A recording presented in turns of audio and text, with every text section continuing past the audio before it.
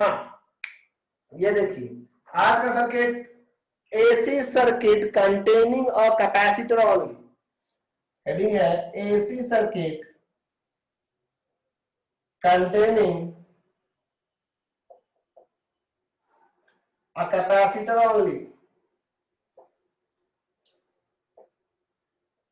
Purely capacitive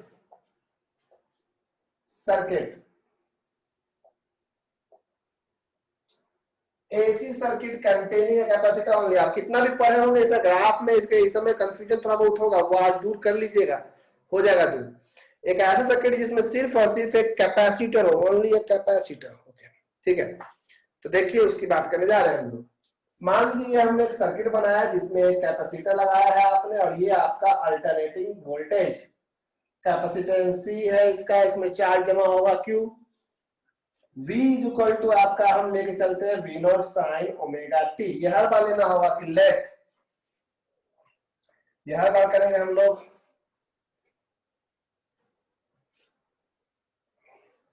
late V equal to V not sine omega T.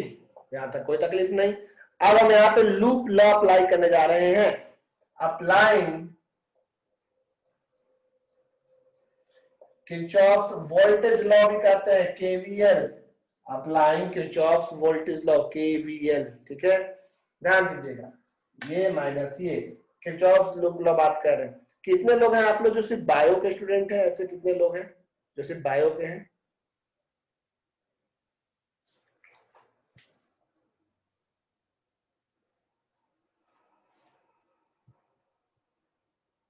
Okay, सिर्फ इतने ही लोग bio के हैं बस? वाह, मेरे कम बायो के हैं। और आप में से कितने लोग हैं जो इस साल मेडिकल देना चाहते हैं, बायो के स्टूडेंट होते हुए, जो मतलब मेडिकल फील्ड क्रैक करना या उसमें जाना चाहते हैं, इच्छा हो? क्योंकि नीट का रिजल्ट है इसलिए वैसे ही पूछ रहे हैं। 7 लोग हैं, ठीक है। हम इसलिए पूछ रहे हैं ना, हम एक छोटा सा यूट्यूब में एक और चैनल बनाएंगे जिसमें सिर्फ और सिर्फ बायो वालों के, जिनका मेडिकल उनके लेवल के लिए एक फिजिक्स का अलग बनाएंगे, जो भी उसका नाम बनेंगे। तो आप उसको जरूर सब्सक्राइब करके उसका सारा वीडियो देखिएगा, वो ऐसे ही वाला है, वो सबके लिए। उसको हम चाहते हैं कि इस साल ऐसा बनाइए कि आप भी निकाल लीजिए उससे, मतलब ऐसा उसको बनाए हम हर टॉपिक वाइज, उसको 1 साल तक का कोर्स जैसा, कि उसको आप जरूर देखें। मेन बात है, पास आउट कुछ बच्चों का भी डिमांड है, कम ही लोग रहेंगे हम लोग, जितने लोग उससे जुड़े उसका चैप्टर वाइज उसको बनाएंगे। सिर्फ बायो वाले मेंस वालों के लिए उसमें फायदा नहीं देंगे, मेंस वालों से बेसिक सीख सकते हैं वो, लेकिन हम सिर्फ बायो के लिए स्पेशली बनाएंगे, ऐसा हम सोचे। पहले कुछ मेडिकल स्टूडेंट निकाल देगा अच्छे से उसमें, क्योंकि हम देख रहे हैं कि बच्चे मेरे निकाल रहे हैं मेडिकल में, लेकिन रैंक इतना पीछे हो जा रहा है कि सरकारी 550 598 तक में अच्छा कॉलेज मुश्किल से मिल रहा है, तो दिक्कत हो रहा है। 600 प्लस नंबर लाने के लिए थोड़ा हमको भी मेहनत करना होगा आपके पीछे। मेंस वालों का क्या है, वो तो सीधे वो तो ऐसे ही टैलेंटेड है मैथ्स वाले थे, लेकिन बायो इतने कम है मेरे पास, हमको तो बहुत टेंशन है। हम सोचते थे कम से कम 20 लोग होगा तो 20 लोग में कम से कम 15 लोग का, 12 लोग का निकलवा देंगे इस साल, 5 लोग का निकलवा देंगे मेडिकल। वाह, लेकिन तो है ये है साथ, उसमें भी इंटरेस्टेड छे वो। खैर वो आपको करना क्या है, फ्री ऑफ कॉस्ट का तुम यूट्यूब में एक बनाएंगे चैनल, उसको आराम से देखते चलिए, एकदम साल भर में एकदम एंजॉय करके उसको खत्म कर देना। ऐसा मेरा थॉट है, अभी बनाया नहीं, अचानक से ध्यान में आया तो बीच में टोक के पूछ दिया। अप्लाइंग किरचॉफ वोल्टेज लॉ, ये सप्लाई कर रहा है, ये गेन करेगा, तो कैसे लिखेंगे बताइए? तो potential difference V minus capacitor के अगल बगल का potential difference Q by C is equal to 0। V के जगह क्या लिखेंगे? V not sine omega T is equal to Q by C. This implies that Q is equal to C into V not sine omega T. हर बार हमें current निकालना है, ध्यान रखिएगा, हर बार हमें करंट निकालना है। ये तो चार्ज निकल गया, करंट होता है dq by dt, since I is equal to dq by dt। तो हमारा q आया था, ये हमारा q आया, और q का नंबर इक्वेशन नंबर 1 दे दिए, I is equal to dq by dt। तो d तो ठीक है, q की जगह पे ये वैल्यू डालिए, c into we not sine omega T with respect to time. C constant, V not constant, differentiation सिर्फ किसका होगा? Sine omega T with respect to time. Easy है अभी तक। साइन का डिफरेंशिएशन था cos थीटा, t के रिस्पेक्ट में है, तो t के साथ जो भी मल्टीप्लाई में वो बाहर कांस्टेंट के साथ मल्टीप्लाई में हो जाता है, ये आप जानते हैं चेन रूल वाला कॉन्सेप्ट। देखो साइन का हो जाएगा cos ओमेगा टी, लेकिन ओमेगा जो है वो बाहर आ जाएगा, तो omega c into we naught cos omega t, ये आई का वैल्यू आया। और आप सब जानते हैं कि आई इक्वल टू जो आपका आया omega c into we naught cos omega t, यही ना आया आई। हम चाहते हैं कि भाई कंपेयर करने में आसानी हो, जैसे वोल्टेज साइन के फॉर्म में है तो करंट भी साइन के फॉर्म में रहेगा, तो कंपेयर करना आसान होता है थोड़ा। तो हम इसको ऐसे लिख सकते हैं वी नॉट बाई 1/ओमेगा सी। इससे क्या फायदा हुआ, अभी आपको हम बताए थे कि यहाँ पे आई है, तो यहाँ पे आई नॉट लिखने के लिए वोल्टेज के डिवाइड में कुछ होना चाहिए रेजिस्टेंस जैसा। यहाँ तो वोल्टेज के इनटू में था, तो उसको सजाए हैं ताकि ऊपर सिर्फ वोल्टेज है, नीचे सिर्फ रेजिस्टेंस रहे। तो कॉस ओमेगा टी को आप लिख सकते हैं साइन 90 प्लस थीटा। हम सब जानते हैं sine 90 plus theta is cos theta. ये सब फिनोमिनन दिखता है, इसको हम लोग प्रूफ कर रहे हैं तो अपने हिसाब से अरेंज कर रहे हैं, तो आप साइन 90 माइनस थीटा भी कॉन्सेट करवा सकते थे। ये फिनोमिनन पता है, उसको हम लोग एनालिटिकली शो करके दिखा रहे थे, जो रिजल्ट होता है उसके हिसाब से हम यहाँ पे अपना काम करते हैं, ध्यान रखिएगा। ये केमिस्ट्री से लॉजिक नहीं लगा रहे हैं, यहाँ पे बिल्कुल पता है रिजल्ट, उसको हम सेट कर रहे हैं एनालिटिकली। तो sine 90 plus theta is cos theta, दिख रहा है आपको। अब ये जो जगह है आपको I is equal to V naught, omega भी कांस्टेंट है, सी भी कांस्टेंट है, ये दोनों कांस्टेंट को मिला के एक नया कांस्टेंट नाम लिख दिए एक्स, एक्स नाम दे दिए v naught by x c sine omega T plus pi by 2। और आपको बताएं कि x जो है इसके बेस में छोटा सा हम c लिख रहे हैं, छोटा सा c, ताकि ये समझ में आ जाए ये कांस्टेंट किस सर्किट में यूज हुआ है, कैपेसिटिव में। तो ये जो है वोल्टेज के नीचे तो रेजिस्टेंस का स्थान होता है, और रेजिस्टेंस का स्थान पे इस बार कौन आया है 1/ओमेगा सी, जिसको शॉर्ट में नाम क्या दिए हैं XC। अब इसको वोल्टेज और रेजिस्टेंस को हम लोग शॉर्ट में क्या लिख सकते हैं आई नॉट। तो रिजल्ट क्या हो गया बताओ, आई बराबर I naught sine omega T plus pi by 2। ये जो रिजल्ट आया है इस रिजल्ट में आई नोट क्या है, ये सबसे जरूरी बात।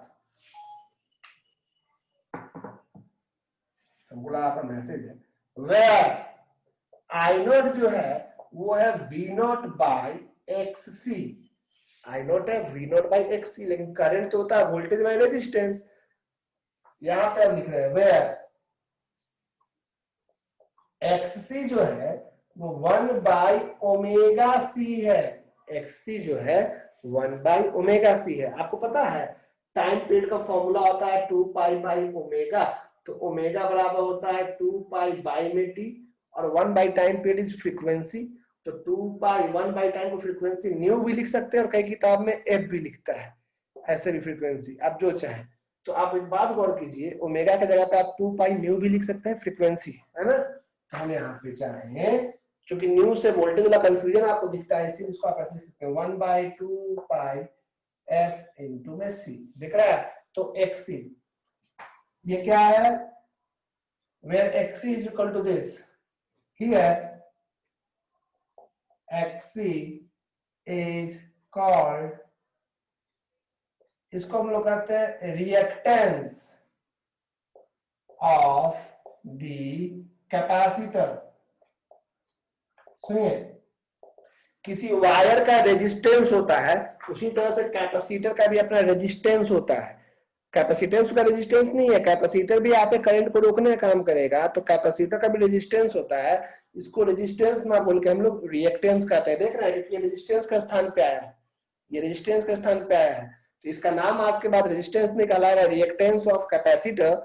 रिएक्टेंस ऑफ कैपेसिटर है, इसीलिए एक्स के बेस में छोटा सा सी लगा दिए, इनटू मत लगा देना, छोटा सा नीचे लगाना। XC इज कॉल्ड, क्या कहते हैं इसको, reactance of capacitor. It plays, ये निभाता है, it plays the effective role of resistance.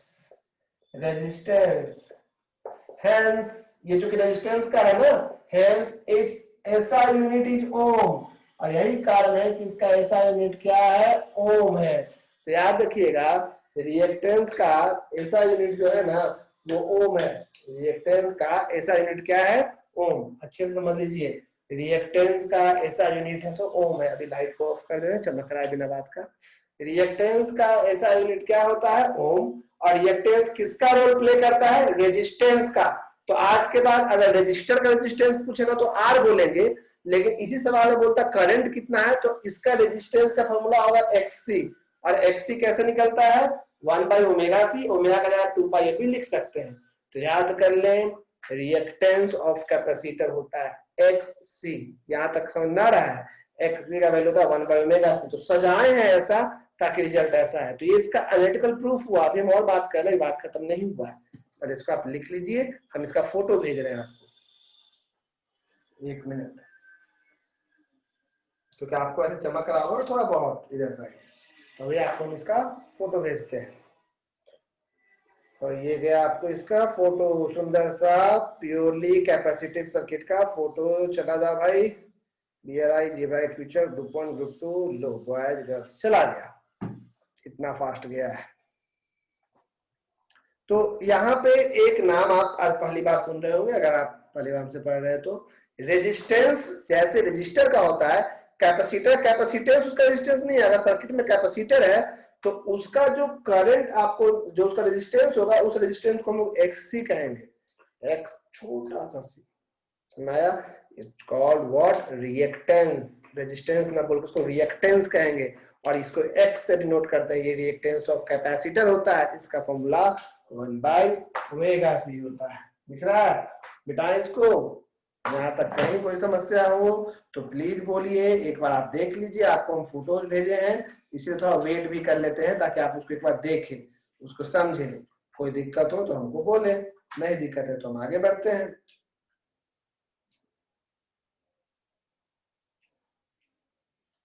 ठीक है,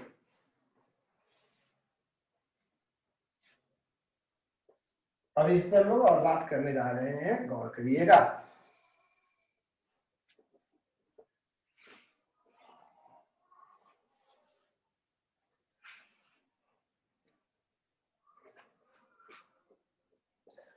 तो अभी जो हम लोगों ने देखा उसमें हम वोल्टेज कितना लेके चले थे, हम लोग वोल्टेज लेके चले थे V = V0 sin omega T. तो करंट आया I = I0 sin omega T plus π/2।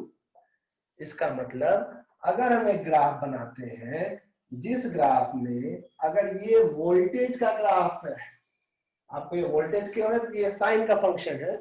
अगर आप ये समझ पा रहे हो कि हम इस तरह से समझाने के लिए, ये मान लो आपका ओमेगा टी हो गया, ये वोल्टेज हो गया, ये करंट हो गया। अगर ओमेगा टी हम 0 लेंगे तो साइन 0 वोल्टेज 0, लेकिन 0 + 90 तो साइन 90 हो जाएगा। तो आई का वैल्यू I0।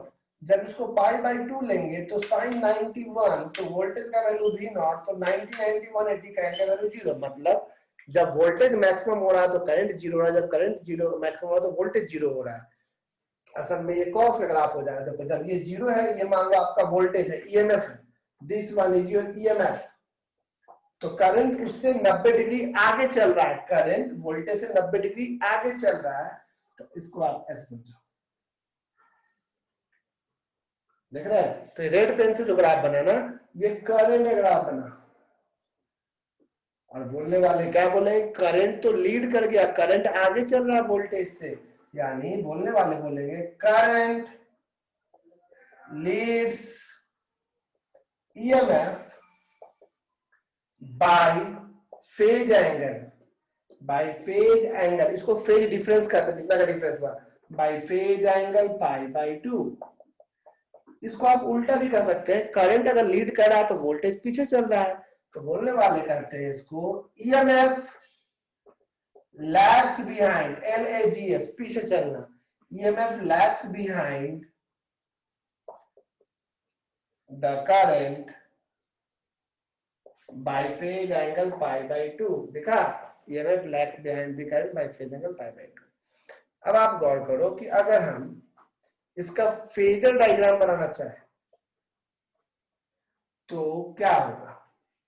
एक तरीका तो ये है फेजर डायग्राम का कि अपना अंदाज से एक साइड को ओमेगा टी एंगल से वोल्टेज का बना दो, V = V0 sin omega T. तो ओमेगा टी एंगल पे हम वोल्टेज खींच दिए, ये रहा आपका एंगल ओमेगा टी, देखा वोल्टेज ओमेगा टी। और करंट इससे 90 आगे है तो 90 आगे लो भाई ओमेगा, ये करंट, ताकि ये इससे 90 डिग्री आगे हो जाए। दिख रहा है? बनाने वाले इसको ऐसे ही बनाते हैं, वो क्या करते हैं कि इधर साइड दिखा देते हैं वोल्टेज को एक्स एक्सिस की ओर, बोलते हैं इधर मैं वोल्टेज, तो उस हिसाब से करंट को इससे आगे बना देते हैं आई करंट, ये भी हो जाता है। हाँ आएगा समझ में। ओमेगा टी को 0 मान लेते तो ये वोल्टेज को इसको ऐसे घुमाते, तो दोनों चलता है, दोनों डायग्राम। ये इसका कौन सा डायग्राम हुआ? Phasor diagram. This one is your phasor diagram. ठीक है, अब यहाँ पे कुछ काम की बात है, और ये आप समझ गए, ये हम लोगों ने बात की, ये आपको समझ में आ गई। कहीं पे समस्या तो अपनी समस्या को चिल्ला चिल्ला कर मेरे पास रखेंगे, और नहीं है तो समस्या तो आगे बढ़ेंगे। ठीक है, बहुत ध्यान से, क्योंकि प्योरली कैपेसिटिव, प्योरली इंडक्टिव, सबके बारे में 2-4 बातें। अभी जो हम लोगों ने देखा एक्सी के बारे में, ये इंपॉर्टेंट नोट्स में अलग से, ये था 1/ω_c या 1/2πfc। अगर एक ग्राफ खींचा जाए जिधर एक साइड एक्सी और एक साइड फ्रीक्वेंसी बनाया जाए, फ्रीक्वेंसी, तो ग्राफ ऐसे जाएगा, क्योंकि फ्रीक्वेंसी का वैल्यू 0 तो समथिंग बाय 0 इंफिनिटी, और अगर इसका वैल्यू इंफिनिटी तो इसका वैल्यू 0, इसीलिए ग्राफ ऐसे गया। क्योंकि यहाँ साफ दिख रहा है कि एक्सी जो है वो इनवर्सली प्रोपोर्शनल है फ्रीक्वेंसी के, given capacitance is kept constant, और अगर कैपेसिटेंस को वेरिएबल कर दो, कांस्टेंट नहीं रखोगे, फ्रीक्वेंसी कांस्टेंट, तो कैपेसिटेंस की इनवर्सली प्रोपोर्शनल हो जाएगा। तो ये एक्सी का ग्राफ हुआ। एक और पॉइंट है जो बड़ा जरूरी है, एक और पॉइंट है जो बड़ा जरूरी है, इसको देखिए और समझिएगा। ठीक है, फॉर डीसी, डीसी मतलब होता है डायरेक्ट करंट। फ्रीक्वेंसी वो होता है जो करंट अपना वैल्यू रिपीट करता है, तो कुछ उसका फ्रीक्वेंसी होता है, किसी का फ्रीक्वेंसी ज्यादा, किसी का फ्रीक्वेंसी कम। डायरेक्ट करंट का फ्रीक्वेंसी होता है 0, वो तो रिपीट करता नहीं है, तो सीधे जाता है।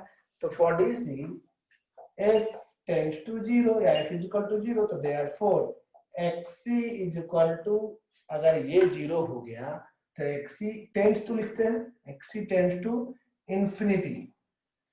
एक्सी का वैल्यू कहां हो जाता है? इंफिनिटी। मतलब एक्सी है क्या? कैपेसिटर का रेजिस्टेंस। रेजिस्टेंस करता क्या है? करंट को रोकता है। रेजिस्टेंस जितना ज्यादा होगा करंट उतना कम होगा। यहाँ पे एक्सी रेजिस्टेंस है, एक्स बेस में छोटा सी है, इनटू मत लिखना पापियों, लिख भी रहे हो तो फोटो खींच रहे हो तो भी लिखते रहो साथ साथ में। तो एक्स के साथ बेस में छोटा सा सी है, इतना ज्यादा रेजिस्टेंस, इनफाइनाइट रेजिस्टेंस की अपने अंदर से जाने ही नहीं देगा। तो याद करो हम लोग जितना भी चैप्टर के पहले करंट वाला चैप्टर बनाए थे, जहां भी डीसी आता था, याद करो कैपेसिटर आता था, उससे हम करंट पास होने देते थे, बोलते थे कि कैपेसिटर आ गया इससे करंट नहीं जाएगा। न्यूमेरिकल याद है करंट इलेक्ट्रिसिटी चैप्टर का? क्यों नहीं जाएगा? तो याद रखिएगा, अपने अंदर से डायरेक्ट करंट कौन नहीं जाने देता है? कौन नहीं जाने देता है? याद रखिएगा, कैपेसिटर अपने अंदर से डायरेक्ट करंट नहीं जाने देता है। वो किसको आराम से जाने देगा बताओ? कैपेसिटर अपने अंदर से अल्टरनेटिंग करंट को तो जाने देगा, लेकिन डायरेक्ट करंट को जाने नहीं देगा। यानी capacitor does not allow DC through it। Capacitor अपने अंदर से डीसी को जाने नहीं देगा। दिख रहा है? और देखो, for high frequency, high frequency मतलब फ्रीक्वेंसी जितना ज्यादा होगा, फ्रीक्वेंसी जितना ज्यादा होगा, ये जितना ज्यादा होगा, ये इधर अलग है, फॉर्मूला के हिसाब से आपको ये दिखाई दे रहा होगा, उम्मीद है यहाँ हल्का चमकता तो हम खड़े हो ही जाते हैं। देख लीजिए, फ्रीक्वेंसी जितना ज्यादा होगा ये उतना ही कम होगा। यानी ज्यादा फ्रीक्वेंसी वाला जितना सिग्नल भेजना है, जितना करंट भेजना है, ज्यादा फ्रीक्वेंसी वाला, उसको आप कैपेसिटर से भेजिए, कैपेसिटर उसको जाने देगा। क्यों? क्योंकि फ्रीक्वेंसी जितना ज्यादा होगा, रेजिस्टेंस यानी रिएक्टेंस उतना ही कम होगा। और जब कोई चीज में रेजिस्टेंस कम होता है तो बहुत आराम से वो उसे अपने अंदर से लागू करता है जाने देने के लिए करंट को। तो वैसे सभी डिवाइस जो जानबूझकर इसलिए ही बनाए जाते हैं कि उसमें से सिर्फ हाई फ्रीक्वेंसी जाए, लो फ्रीक्वेंसी ना जाए, उन सब डिवाइस को कहते हैं हाई पास फिल्टर। क्या कहते हैं उसको? High pass filter. और यही कारण है कि कैपेसिटर का भी दूसरा नाम या वैसा सर्किट जो उसी के लिए बनाया गया है, इसका नाम पड़ेगा हाई पास फिल्टर। तो अभी हम लिखवाने जा रहे हैं इसको थोड़ा सा, हाई पास फिल्टर का एक लाइन, ये आप समझ जाओ कि ऐसा डिवाइस जो अपने अंदर से सिर्फ जाने देगा हाई फ्रीक्वेंसी सिग्नल को, उसको कहेंगे हाई पास फिल्टर।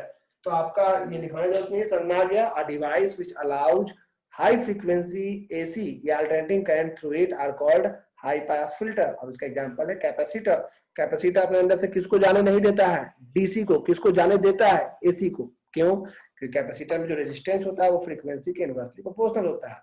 तो आपको इसका हम फोटो भेज दे रहे हैं, आप इसको देख लीजिए अच्छे से, और जहां डाउट हो वहां पूछे। बस यहाँ चमक रहा था, इसको देख लीजिएगा आप, हम फोटो जो है भेज रहे हैं। सब दिख रहा है आपको अच्छे से? कहीं कोई दिक्कत? देख लीजिए, थोड़ा चमकता है इधर, बस वही आप संभाल लीजिएगा।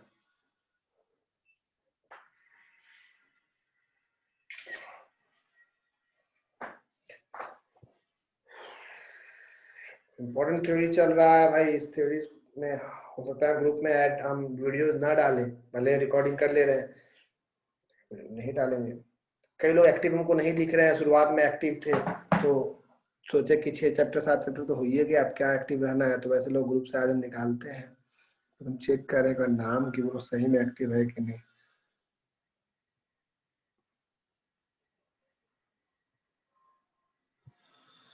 काफी लोग एक्टिव नहीं है तो उनको हम ग्रुप से निकाल ही देते हैं। ठीक है, ओके, हो गया आपका ये कंप्लीट। रब कर दे, अब देख लीजिए। हाँ ईशा, कुछ भेजी हो तो भेज दो क्वेश्चन डाउट इसी पे। हाई पास फिल्टर का डेफिनेशन आपने पूछा है, अंजलि ने शायद। ओके ठीक है, एक बार फेजर डायग्राम देखिए। फेजर डायग्राम कुछ नहीं है, वोल्टेज साइन ओमेगा टी है तो करंट साइन ओमेगा टी में प्लस पाई बाई 2 है, 90 डिग्री आगे। मतलब जब ये 0 डिग्री होगा तो 0 पे ये 90 ऑलरेडी हो चुका होगा, यानी साइन 91, यानी जब वोल्टेज 0 होगा तो करंट ऑलरेडी आई नॉट यानी मैक्सिमम हो चुका है। तो वोल्टेज 0, यहाँ पे देखो ये फेजर डायग्राम पूछे हैं आप मुझसे, तो ये ओमेगा टी एंगल, तो अपने मन से कुछ ओमेगा टी एंगल पे वोल्टेज बनाया तो करंट उससे 90 आगे बना दो। अगर तुम इसको घुमा देना चाहते हो हल्का, ऐसे था ना, ऐसे सीधा करना चाहते हैं, यानी वोल्टेज एक्स में दिखाते हैं, ओमेगा टी को 0 मानते हुए, तो करंट उससे 90 आगे। इन शॉर्ट फेजर डायग्राम में करंट वोल्टेज से क्लॉकवाइज डायरेक्शन में आपको 90 डिग्री आगे दिखना चाहिए, प्लस है ना, इसीलिए anti clockwise direction, sorry angle एक केस की बात कर रहे हैं। ठीक है, एंगल में एंटी क्लॉकवाइज पॉजिटिव होता है, आपको पता है। समझ में आ गया? ये मीटिंग आपका 5 मिनट में एंड हो जाएगा, ये ध्यान रखिएगा। यहाँ तक कोई और डाउट है तो प्लीज पूछिए, आपका मैसेजेस देख रहे हैं। और क्या क्या है? आर्यन ने कुछ लिख कर डिलीट कर दिया, क्यों आर्यन भाई पूछो। और किसी को कुछ किया सकता है तो बोलो। हाई पास फिल्टर का डेफिनेशन रिपीट करना है, ये किसने कहा है? अंजलि ने, अंजलि कुमारी साहब। हाई पास फिल्टर में तुम लिखना चाहो तो लिख लो, हम लिखवा ही देते हैं। हाई पास फिल्टर में एक लाइन ही लिखना है, कोई 4-5 लाइन लिखना भी नहीं है। लिखना क्या है? वो लिखना है a device that प्रीफरेंशियली प्रीफर से बना है, प्रीफरेंशियली, ये हम बुक का डेफिनेशन बोल दे रहे हैं आपको। a device that preferentially passes signals of high frequency, a device that preferentially passes signals of high frequency is called high pass filter. It's called high pass filter.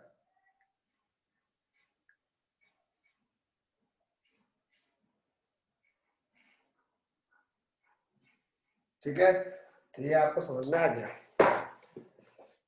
अगला जो हेडिंग है उसका नाम है, वो लिखते हैं हम लोग, इसमें कहीं कोई दिक्कत नहीं है। आपने सीख लिया प्योरली रेजिस्टिव और purely capacitive. Next one, AC circuit containing an inductor only. AC circuit containing an inductor only. AC circuit containing an inductor only. सिर्फ इंडक्टर हो. वैसे थोड़ा बहुत रेजिस्टेंस आ जाता है, लेकिन हम लोग प्योरली इंडक्टिव की बात कर रहे हैं. And inductor only. ब्रैकेट में प्योरली इंडक्टिव सर्किट. ब्रैकेट में purely inductive circuit. AC circuit containing an inductor only. Bracket में लिखेंगे आप प्योरली इंडक्टिव सर्किट.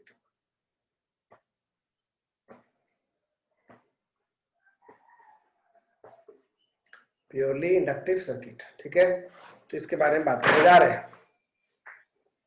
ये मीटिंग 4 मिनट में अरेंज हो भी जाए बीच में तो आप तुरंत अगला मीटिंग ज्वाइन करेंगे. बचा हुआ कॉन्सेप्ट उसी में बताएंगे. अभी जितना हो पाएगा हो पाएगा. ध्यान रखिएगा, कैपेसिटर में अब रेजिस्टेंस जब भी आएगा तो XC लिखेंगे, 1/ω_C कहते हैं उसको. जो भी ऑब्जेक्टिव आप देख रहे हैं इसको अच्छे से समझ लीजिएगा. Purely inductive. प्योरली इंडक्टिव या सीधे हम लिख सकते हैं इसमें इंडक्टिव सर्किट, कोई दिक्कत नहीं. Purely inductive. तो हम जगह बचाने के लिए इसको मिटा के हम जगह बचा ले रहे हैं. प्योरली इंडक्टिव सर्किट में सिर्फ और सिर्फ इंडक्टर रहेगा. यानी ये रहा एक इंडक्टर, ये रहा आपका अल्टरनेटिंग सोर्स. दिख रहा है. इंडक्टेंस को L से डिनोट करते हैं. V = V0 sin ω_t आपका वोल्टेज है. तो फिर से हम कौन सा लॉ लगाएंगे? Applying Kirchhoff's voltage law. Applying Kirchhoff's voltage law. KVL. V - L di/dt = 0. बताने की आवश्यकता नहीं है. इंडक्टर का वोल्टेज L di/dt लिखते हैं. V की जगह पे पुट होगा V0 sin ω_t minus L di/dt = 0. ठीक है, ये उधर चला जाएगा तो L di/dt = V0 sin ω_t.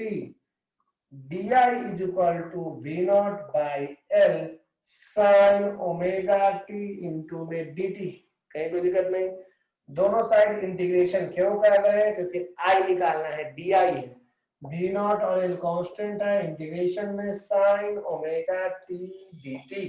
एकदम ध्यान से सीखिएगा, बिना लिमिट का इंटीग्रेशन है.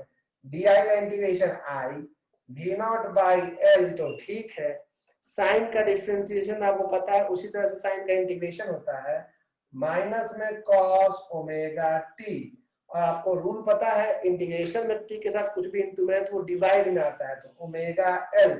ठीक है, ये ω_L है. देखो ओमेगा इंटू में L और माइनस cos ω_t प्लस में c क्यों लिखे आपको पता है.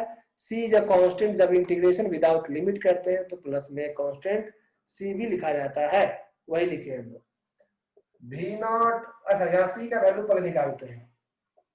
Since in one time period, एक टाइम पीरियड में cos ω_t का वैल्यू कितना होता है? 0. एंड I का वैल्यू भी कितना होता है? 0. एक टाइम पीरियड में cos का वैल्यू भी 0, I का वैल्यू भी 0. यहाँ पे भी 0 डालेंगे, यहाँ पे भी 0 डालेंगे. दिस इंप्लाइज दैट C का वैल्यू भी कितना आ जाएगा? 0. तो कांस्टेंट यहाँ पे कई बार हम लोग स्कूल एग्जाम में या कॉलेज एग्जाम में क्या करते हैं कि लिखते ही नहीं, बोलते हैं तो 0 ही स्टेप छोड़ देते हैं. लेकिन टीचर चाहता है कि स्टेप आप दिखाओ. बिना लिमिट कर रहे हो, कांस्टेंट डालना है. ये दिखाना है कि एक टाइम पीरियड में cos का वैल्यू भी 0 होता है और करंट का वैल्यू भी 0 होता है. 2 क्लास से ही बताया है आपको. इसको यहाँ भी 0 डालोगे, यहाँ भी 0, तो C = 0. तो आपका रिजल्ट जो भी आएगा वो अगले मीटिंग में आपको हम बताने जा रहे हैं कि आगे क्या होता है. यहाँ तक में कोई दिक्कत नहीं है. क्या रिजल्ट वैसे यहाँ तक आया? I = V0/ω_L माइनस में cos ω_t. आगे कैसे सोल्व करते हैं, ये अभी second meeting same ID password से आप जुड़िए और मीटिंग ऑनलाइन में जो देख रहे हैं वो पार्ट 2 में देखिए. ठीक है, आगे बढ़ रहे हैं. इसका फोटो भी नहीं भेज रहे क्योंकि भी खत्म हो रहा है. मीटिंग 1 2 एंड हुआ. एक्स्ट्रा से